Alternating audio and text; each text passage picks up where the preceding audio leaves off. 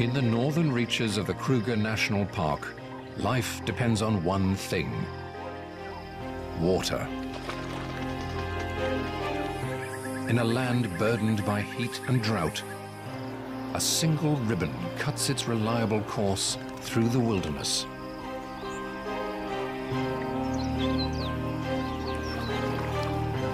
It's a lifeline to all creatures, great and small.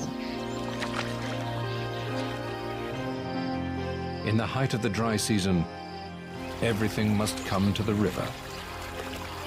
From dawn to dusk, animals converge on the banks of the Luvuvu as it winds its way through the many habitats of an area known as Pafuri.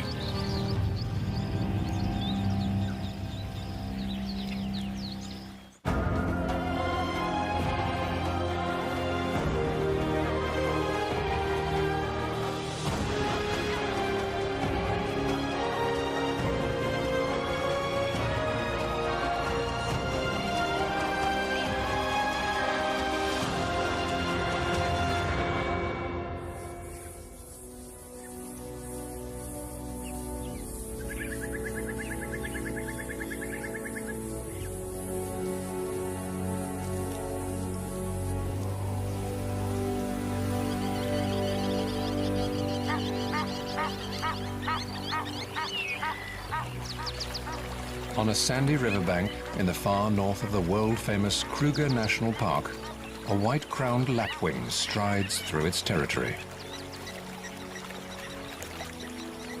He and his mate control half a mile of riverbank.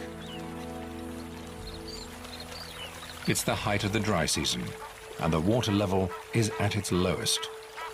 The best time for nesting on the sandy banks.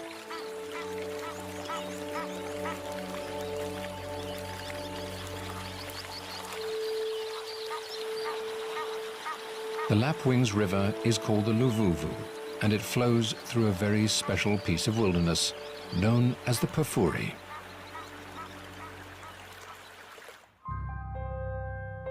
Situated in the northeast of South Africa, Kruger National Park covers some 7,500 square miles. The Pafuri lies in the most northerly reaches of this expanse. It's sandwiched between two rivers, the Limpopo to the north and the Luvuvu to the south. When they break their banks, they nourish a great floodplain that covers much of Pafuri.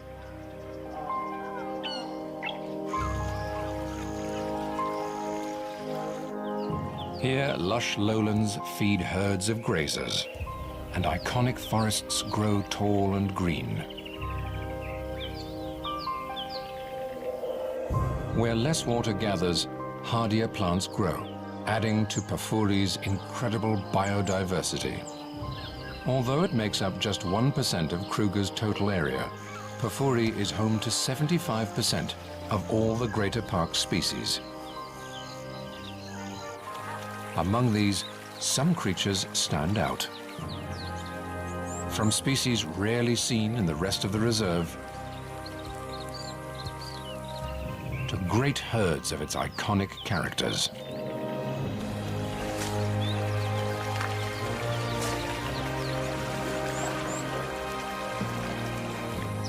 But above all the others, it's Pafuri's birds that set this place apart. More than 450 species make their homes here, the greatest diversity anywhere in Kruger.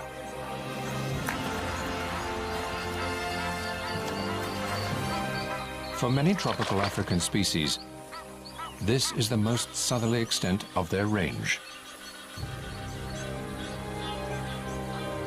It's midwinter and the height of the dry season.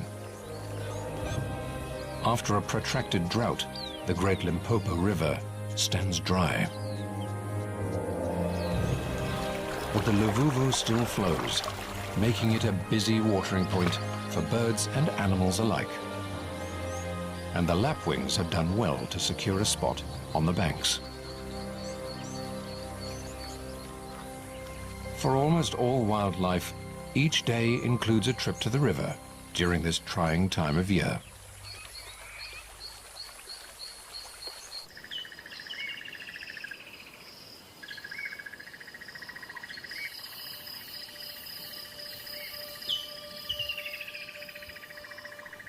As morning dawns in Pafuri, a herd of waterbuck grazes on the marshy floodplain.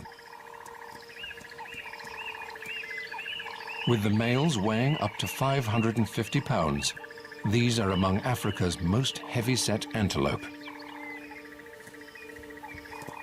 They fuel their bulk by feeding on the most protein-rich grasses and herbs they can find.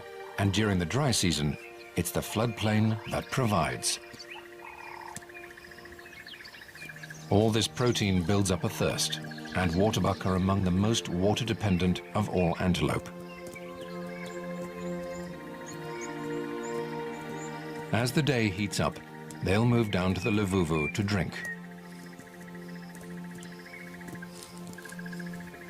If not for the river, they couldn't survive here through the dry season.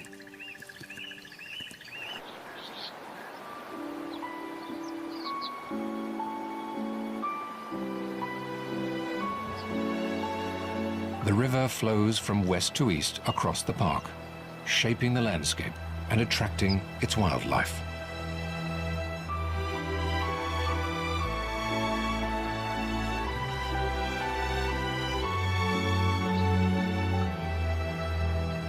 Here in the west of Pafuri, it's carved a deep canyon through the rock.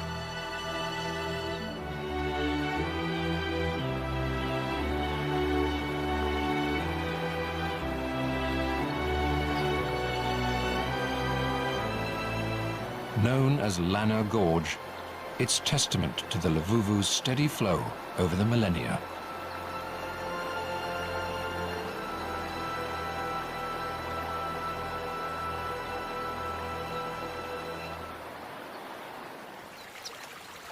Further downstream to the east, the rocky sides give way to sandy riverbed.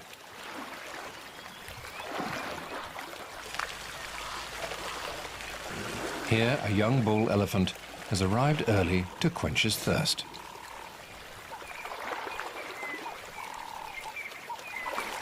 Pafuri, with its perennial water sources and green growth, is famous for its resident elephant herds.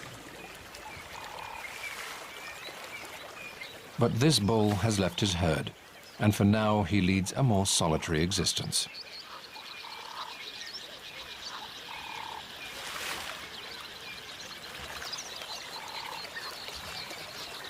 Social contact is an integral part of elephant life, and he will have spent his first 15 years in the company of his mother, siblings, aunts and cousins.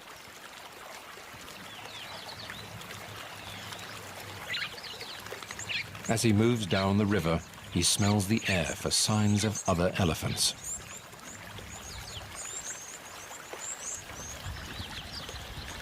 If he can find a group of other bachelors, he may join them for the sake of companionship.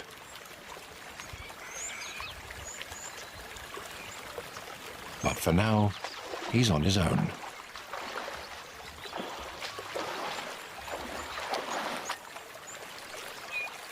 Just downstream, another group of social creatures makes their home.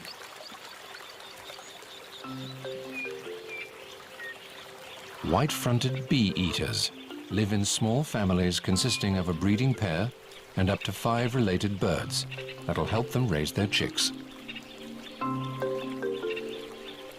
In a few months, when early summer brings the rains, they'll dig more nests like these into the riverbank to lay their eggs.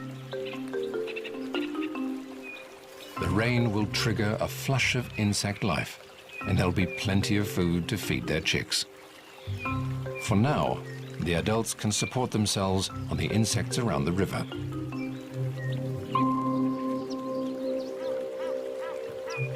The little water in the Luvuvu is enough to attract a range of water birds, and each starts its day by finding food in its own way.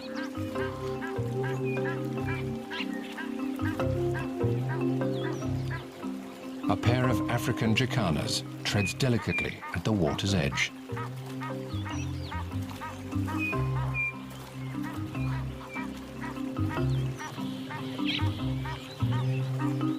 Their long toes help distribute their weight on floating plant life.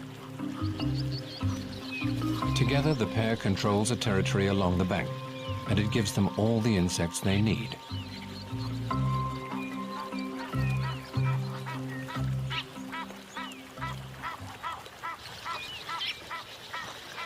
A pair of Egyptian geese forages on aquatic plants growing in a stream. They get stuck in, reaching down for the tastiest morsels. A hamerkop takes a more measured approach.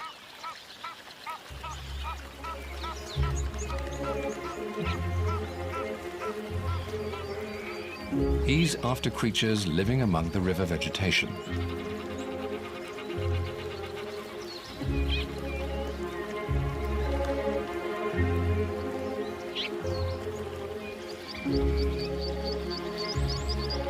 He prefers a breakfast of tadpoles, but he snaps up aquatic invertebrates too. For a three-banded plover, it's all about covering ground. He moves quickly along, pecking at the water's surface for insects and their larvae.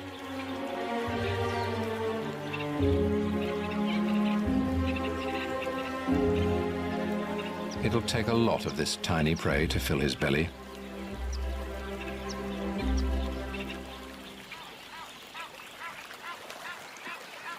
While some are enjoying the river's ample food supply, a great egret is finding things trickier.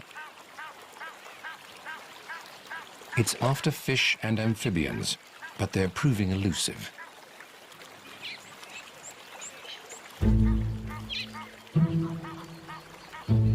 Perhaps another spot will be more productive.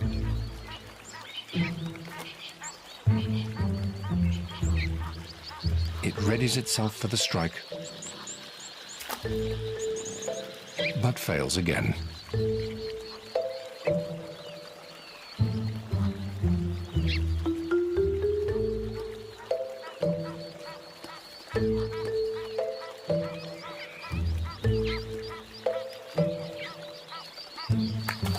With one last effort, he comes up with a morsel.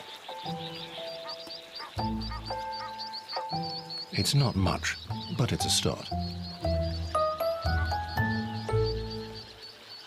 While most of the birds feed on small life,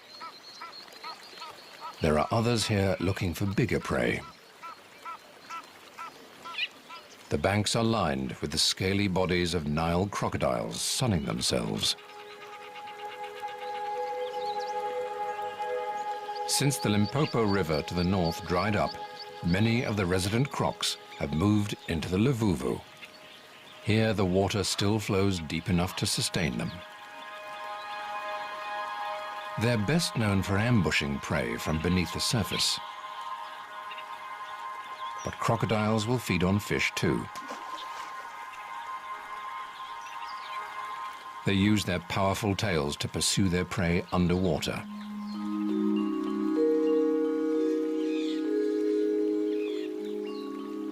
Despite their fearsome appearance, many other creatures seem comfortable in the presence of the crocodiles.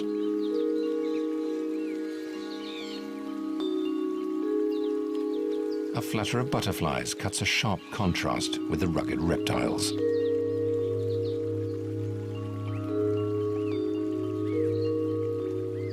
They're gathered to filter nutrients from the bank's muddy puddles.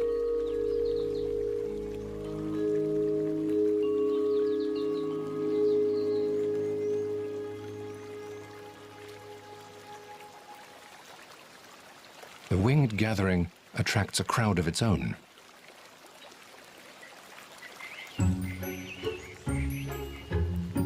Bee eaters. The picky birds scrape the wings from their prey before devouring them.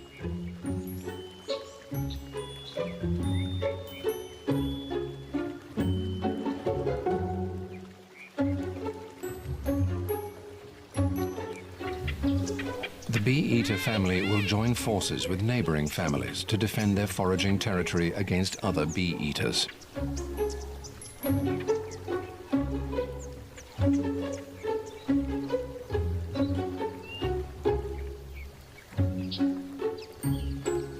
The river's water is a magnet to insects in the dry season, and the bee-eaters can't risk sharing their private food store.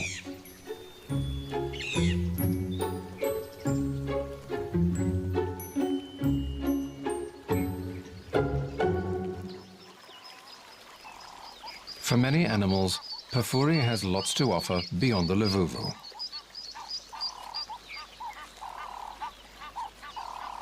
The teenage bull leaves the river to make his way through the bush, looking for companions.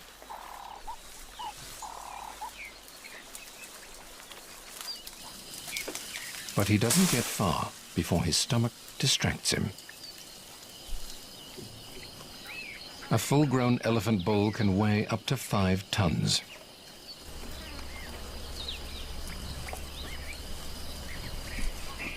His dinner plate-sized feet are specially evolved to support this massive weight, with thick cushions of fatty and fibrous tissue to absorb the pressure.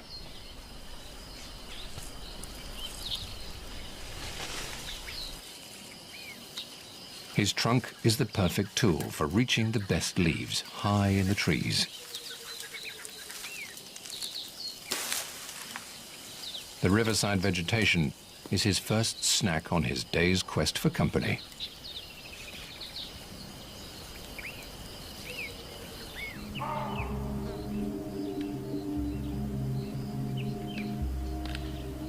Pafuri has other food reserves in plenty for an elephant, including one type of tree in particular that the park is famous for.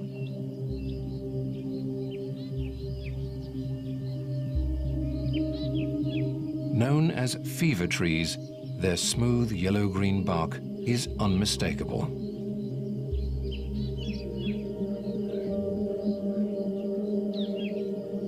Early settlers found that people traveling or living near these trees contracted terrible fevers.